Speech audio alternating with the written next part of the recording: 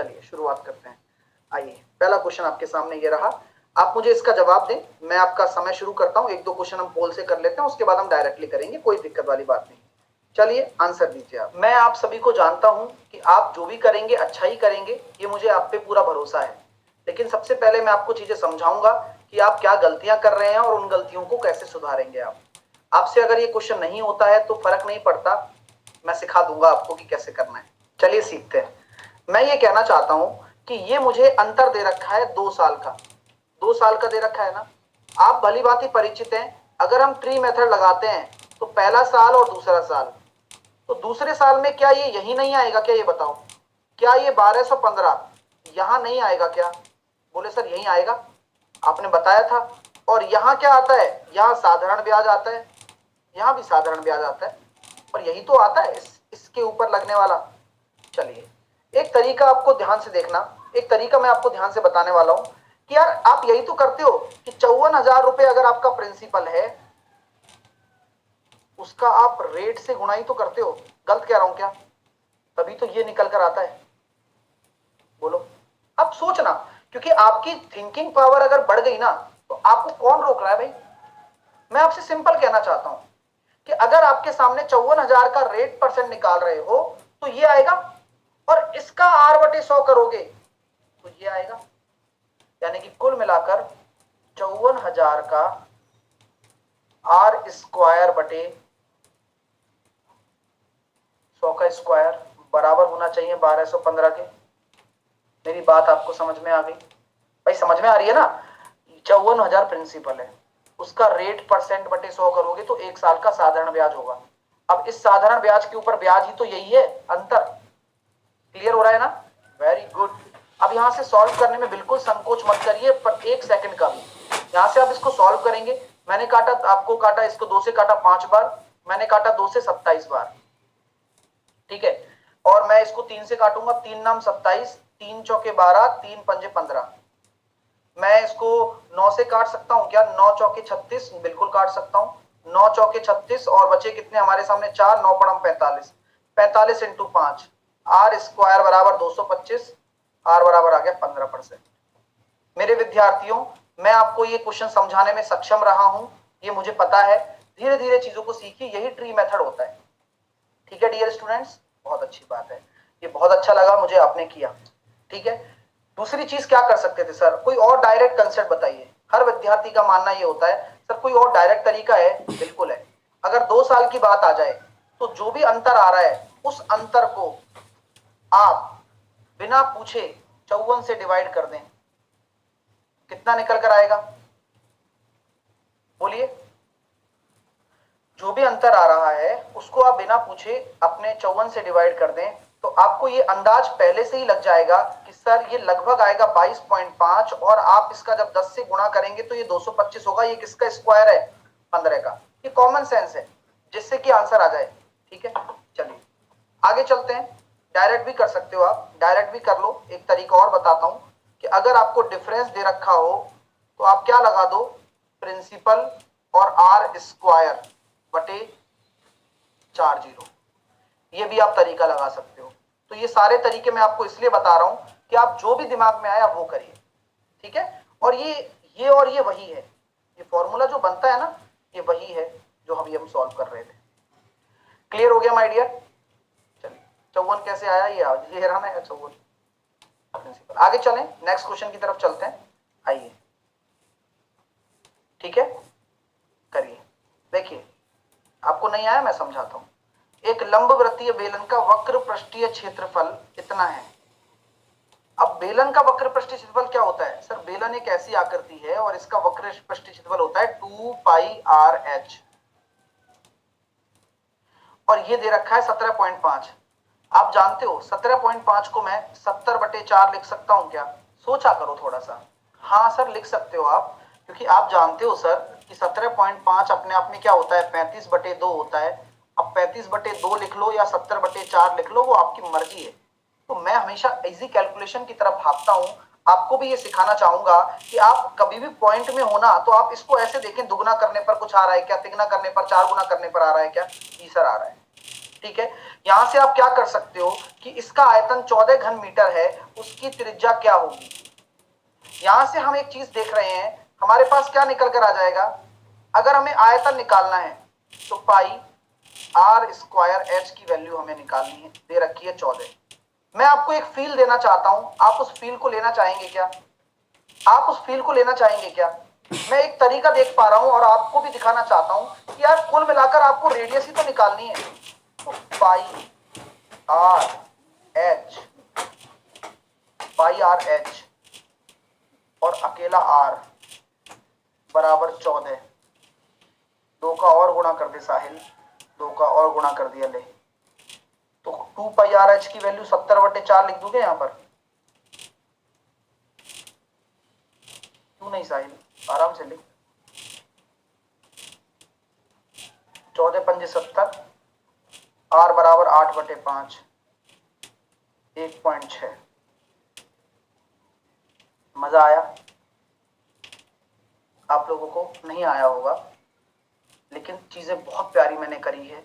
और एक और तरीका बताऊंगा, अगर जिसको ये समझ में आ गया ठीक है, नहीं आया फिर भी हम करेंगे, ठीक है। चलिए, मैं आपको हमेशा से कहता हुआ आया हूं कि बेलन की बात कर रहे हो तो बेलन में आपका वक्र पृष्ठीय क्षेत्रफल होता है 2 पाई आर एच और आपका आयतन क्या होता है, पाई आर स्क्वायर एच। आप मेरे को जानते हो, मैं आपको जानता हूं, पाई से पाई कट गया, एच से एच कट गया, आर से आर कट गया, तो 2/r जो होगा वह किसका अनुपात होगा, आयतन तो 14 है और ये है 70/4। मजा आया, 14 से काटा 5 बार, आर बराबर आ गया 8/5। मतलब कितने प्यारे प्यारे तरीके मैं आपको सिखा रहा हूं, सिर्फ कंसेप्ट के ऊपर फोकस करें, आपका आंसर यूं आपके सामने आ जाएगा, ठीक है। चलिए अगला क्वेश्चन की तरफ चलते हैं। अगला क्वेश्चन कि 1038 में बेचने पर लाभ जो हो रहा है वो 762 में बेचने पर हानि के बराबर है। लाभ और हानि अगर बराबर है तो क्रय मूल्य निकालना ज्यादा आसान होता है सर, क्योंकि आपने हमें ऐसी चीजें सिखा रखी हैं जिससे कि हम डायरेक्टली क्रय मूल्य निकालने में सक्षम हैं। यहाँ हो गया भैया कितना, 62 और 38, 100, 1100, 700, 1800, 900 आपका क्रय मूल्य हो जाएगा। 900 अगर आपका क्रय मूल्य हो गया तो आपको 25% का लाभ कमाना है। 25% का लाभ होता है 4 से 5, तो 4 बराबर अगर आपका 900 है तो आपको जानते हैं कि 1 बराबर आपका 225 होगा और 225 को अगर आप 5 से गुणा करेंगे तो 1125 आपका राइट आंसर आ जाएगा। मजा आ रहा है डियर, कर पा रहे हो, थोड़ी स्पीड बढ़ रही है, पेपर ऐसा ही आएगा, आप निश्चिंत रहें। नेक्स्ट क्वेश्चन,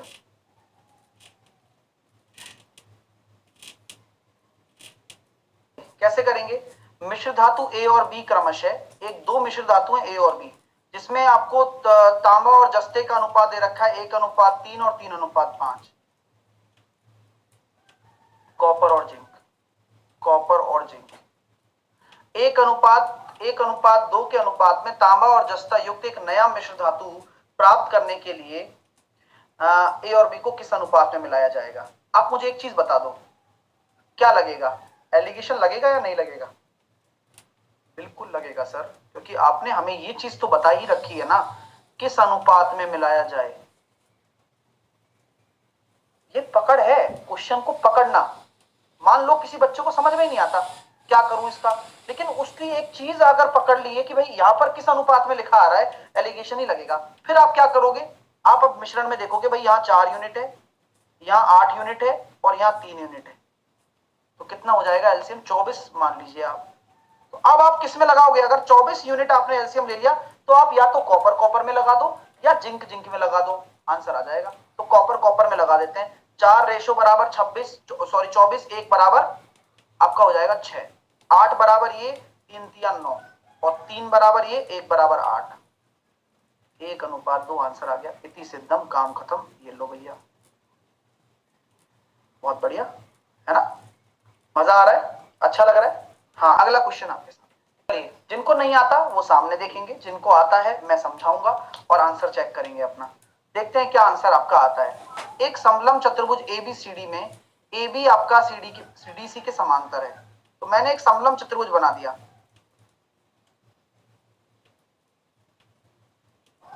ठीक है, मैंने आपके सामने एक समलंब चतुर्भुज बना दिया जहां पर मैंने बोल दिया कि आपका जो ए बी है वो आपके डी सी के समांतर है। कोई इशू आ रहा है क्या? नहीं आ रहा सर। एडी और बीसी को बढ़ाने पर ई पर मिलाते हैं, तो मैंने ये बोला कि एडी और बीसी को बढ़ा के मिलाने पर ई पर मिलाते हैं, तो क्या ये ट्राइंगल नहीं बन गया क्या? बिल्कुल बन गया ना, एक ट्राइंगल से दिख रहा है आपको, प्रतीत हो रहा होगा। तो ए बी आपका कितना दे रखा है? 15 दे रखा है सर। सी डी आपका कितना दे रखा है? 10 दे रखा है सर।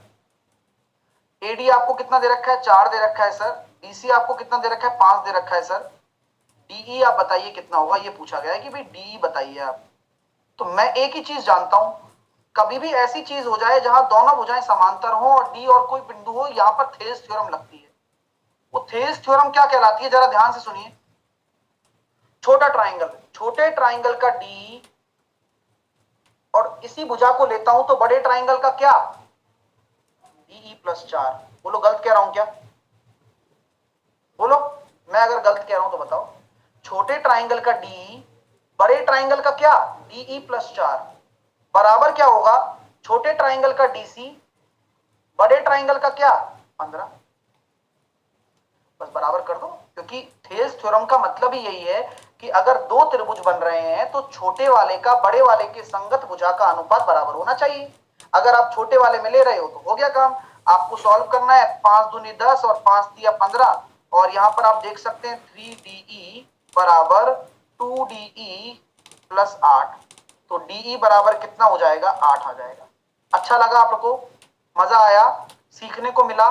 जरूरी चीज सीखना है सर, हमसे ऐसे क्वेश्चन तो होते ही नहीं है। मैं बार बार प्रैक्टिस कराऊंगा, 100 बार होंगे। अब आने वाले समय में एडवांस मैथ पर कमांड पाने के लिए आगे चलते हैं।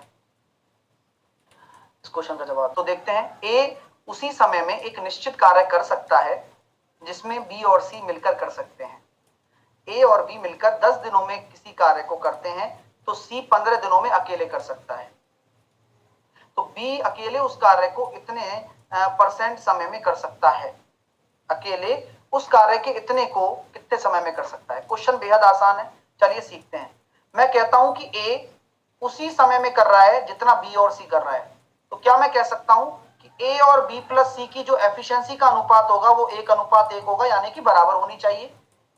अब ए और बी 10 दिनों में जो कार्य कर रहे हैं, सी जो है वह कितने दिनों में कर रहा है? 15 दिनों में।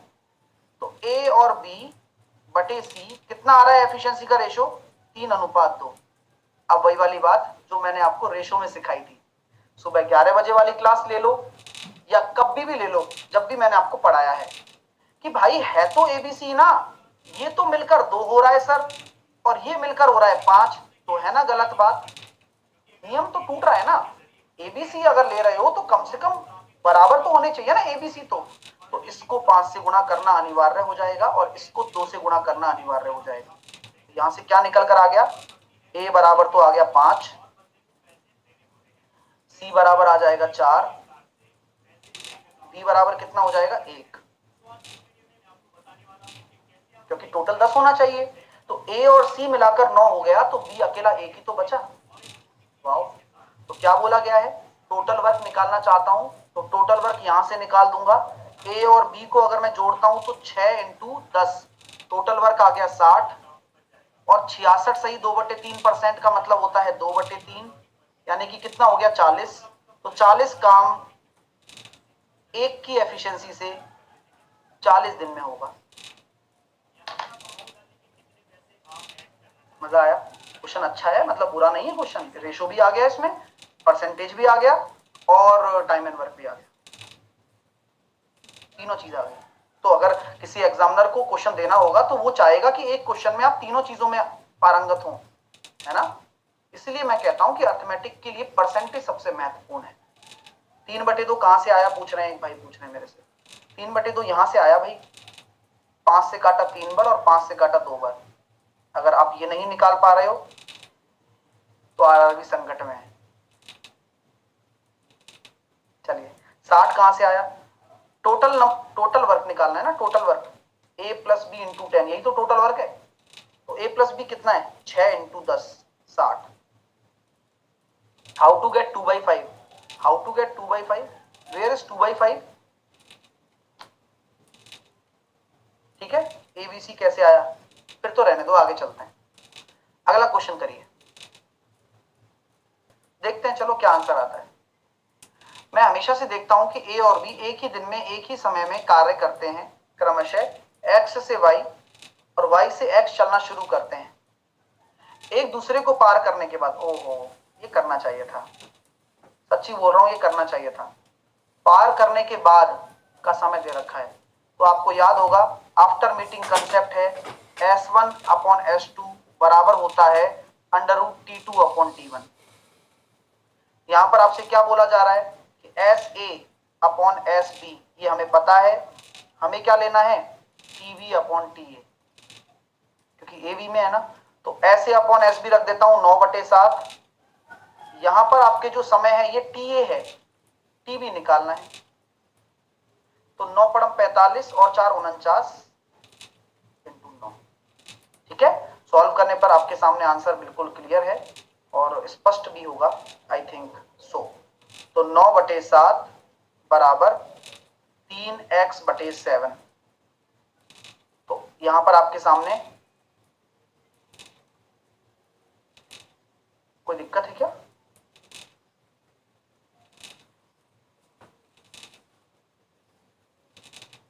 हाँ, √x होगा ऑब्वियसली, है ना। तो 3 से काटा मैंने 3 बार और 7 से काटा 7, तो x बराबर कितना हो जाएगा, 9।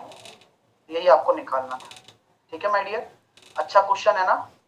ये कंसेप्ट आप दिमाग में रखना, जिन भी विद्यार्थियों को ये क्वेश्चन नहीं आया है, ये 5 सेकंड का, लेकिन ये आप अपने दिमाग में रखें।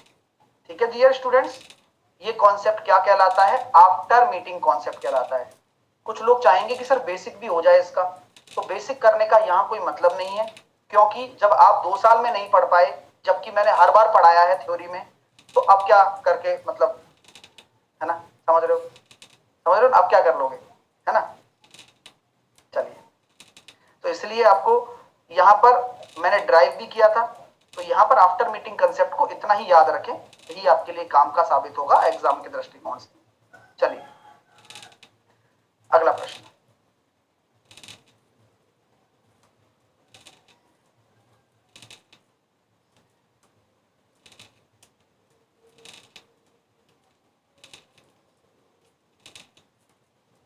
हाँ, ये बता देता हूं जो आपका डाउट आ रहा है कि सर आपने ये 9 ये कहां से आया, टीए रखा है ना, टीए, और टीए कितना था देखो, 49/9 था।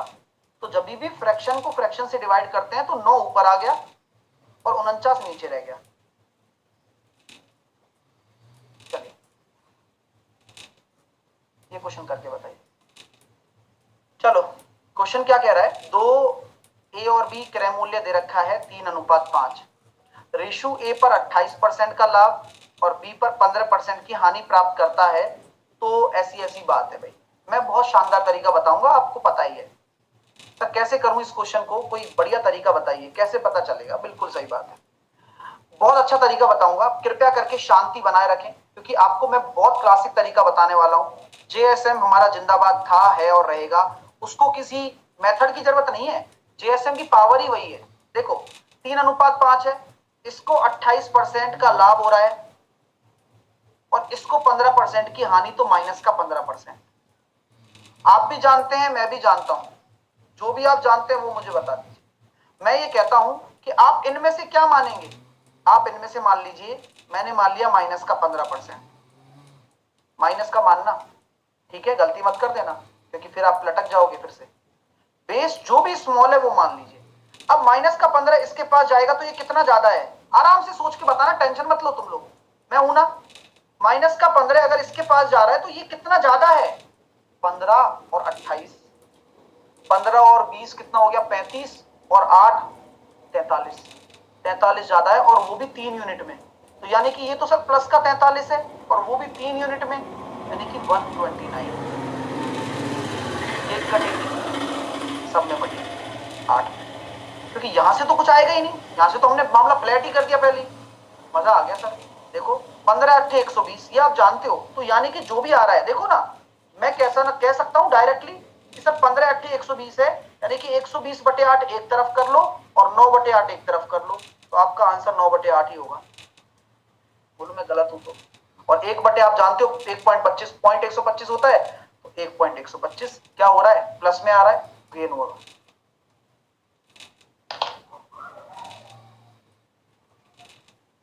गजब की बात है, मतलब अमेजिंग, मतलब है ना। 8 कहां से सर, केक कटेगी सब में नहीं बटेगी क्या, 5 और 3 8, 9/8 ही आया, हाँ 9/8 ही आया डायरेक्टली, सिंपल। 43 कैसे आया यार, -15 से 28 पे जाना है आपको, तो कैसे जाओगे, -15 कवर करोगे पहले, मतलब 15 और फिर 28, तो 43 आपको प्लस जाना पड़ेगा, इसलिए 43 आया। 3 यूनिट में 3 का गुणा कर दिया और केक कटेगी सब में बटेगी, बस फिनिश।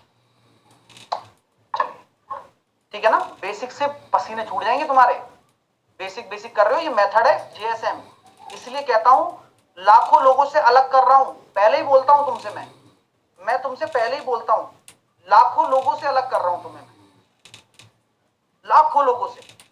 आप देख सकते हैं कैसे समझेंगे प्रॉफिट हुआ, ओवरऑल क्या निकल कर आया, पॉजिटिव निकल कर आया, इसलिए पता लगा कि प्रॉफिट हुआ। ओवरऑल तो पॉजिटिव ही आया ना, नेगेटिव में थोड़ी ना आया। बस मजा आ रहा है। ये कह रहा है सर आज एडवांस का क्लास नहीं हुआ है, तो मैंने तो लिया है, तुमने नहीं लिया। चलो आगे चलते हैं। ये कह रहा है जेएसएम बताओ, बताया हुआ है ना, सब बताया हुआ है। आगे इस क्वेश्चन को करके बताएं। देखिए इस क्वेश्चन को करते हैं। x + y + z 17 है, X Y Y Z Z X बराबर 85 है, तो x cube + y cube + z cube -3xy Z. ठीक है, आइए आराम से सुन लीजिए, है ना। अब आ जाइए अपने उसमें, आ जाइए जोन में, ये क्वेश्चन नहीं हुआ है तुमसे, शर्म करो तुम थोड़ी सी, है ना।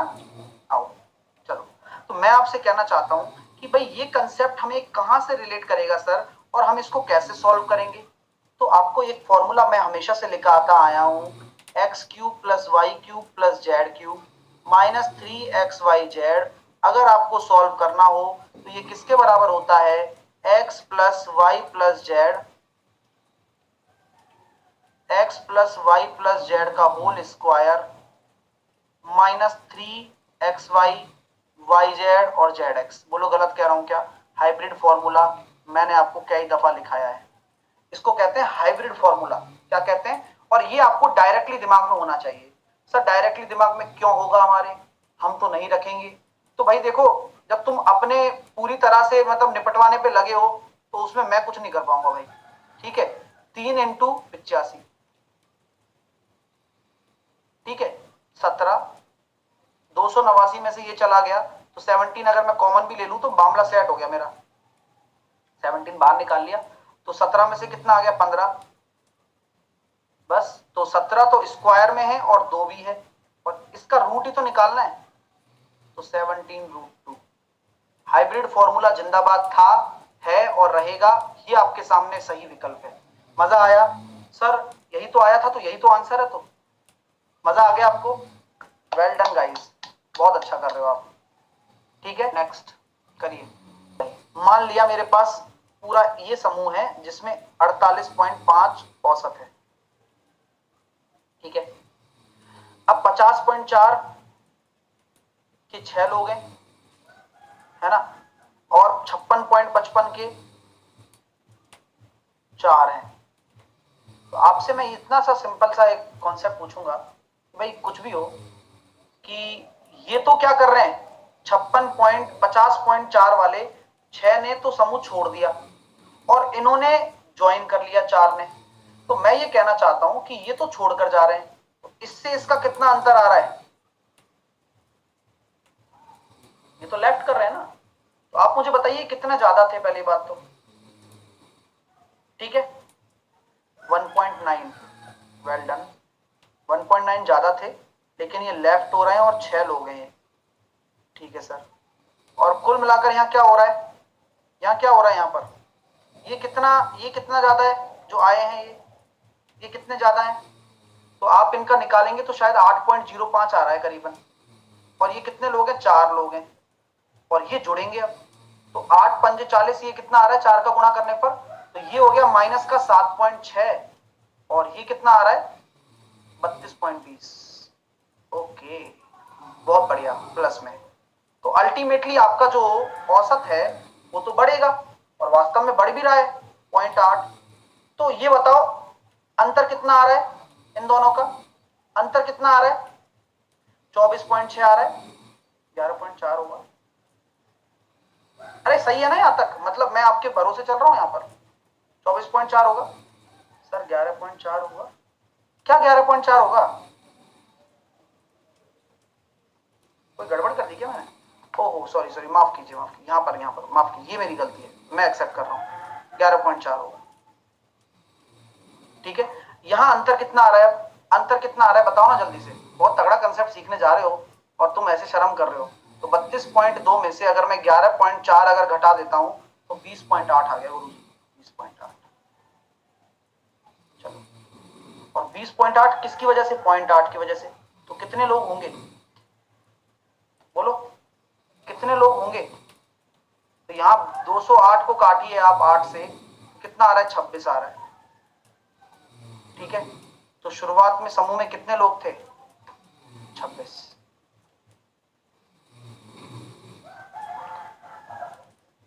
बताओ, सही है? तो शुरू में समूह में शुरू में बच्चों की संख्या कितनी थी? ठीक है, 28 आ रहा है, क्या आ रहा है?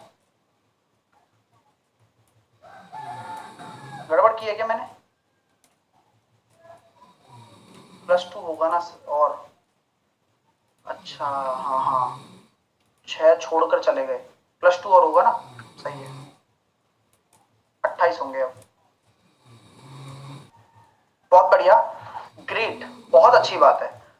मेरे पास इसके करने के बहुत सारे तरीके हैं। आप इसमें क्या जाओगे मुझे आप बताओ, आप इसमें कौन से तरीके पर जाना चाहोगे? आप मुझे एक बात बता दो। मैं इस पे यूनिट डिजिट पर जाने पे थोड़ा बिलीव करूंगा, क्योंकि मुझे यहाँ दिख रहा है सारी यूनिट डिजिट अलग अलग है। दिमाग लगाने की कोशिश कर रहा हूँ और उसी पर पहुंचने भी जा रहा हूँ कि एक त्रिभुजाकार बाग की भुजाओं का दे रखा है मेरे को, कि एक इन 3 भुजाओं से मिलकर बना हुआ है। अब बाग को प्रति वर्ग मीटर इतने रुपए में समतल कराने की लागत क्या होगी, ये पूछी गई है। क्वेश्चन बड़ा टिपिकल है, क्वेश्चन बड़ा टिपिकल है। लेकिन एक जानकारी आपको बता दूं, कभी भी ऐसा कोई खतरनाक डेटा आए तो घबराना नहीं है, कि ट्रिपलेट बन रहा है।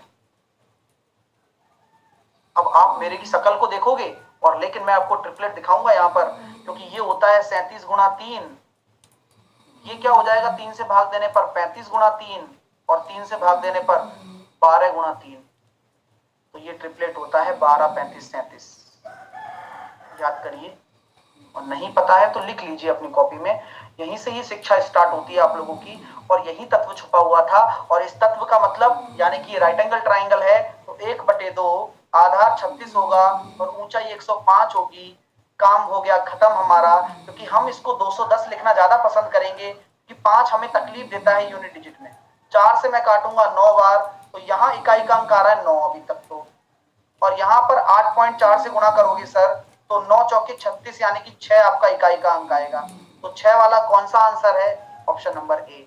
कैसा लगा आपको मेरा तरीका? बेस्ट तरीका है। नहीं आता आपको, मैं जानता हूं, लेकिन सीखोगे नहीं तो कर भी नहीं पाओगे। आप सोचिए ना यार, सोच का ही तो पैसा है। आप सोच सकते हैं तो आप कर सकते हैं, अगर आप कर सकते हैं तो आप ट्राई भी कर सकते हैं। क्लियर है? चलिए, तो उम्मीद करता हूं कि यूनिट डिजिट जिंदाबाद था, है और रहेगा।